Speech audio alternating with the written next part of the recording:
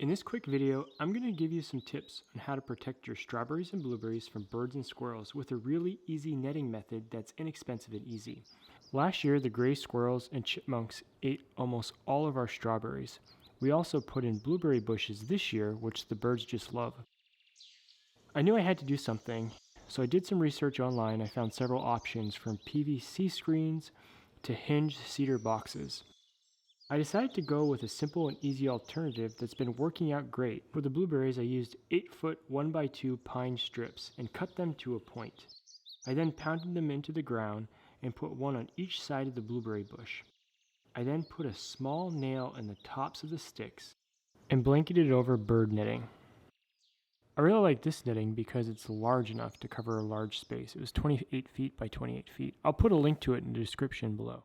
This formed a nice tunnel over the blueberry bush rows. I then used logs and firewood to keep the netting down. For the strawberries, I used a similar method. I only used shorter sticks. This has been working great.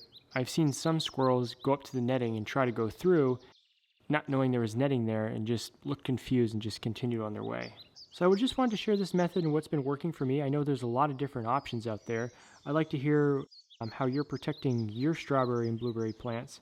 If you like this video, please hit the subscribe button below and check out my other videos. Thank you.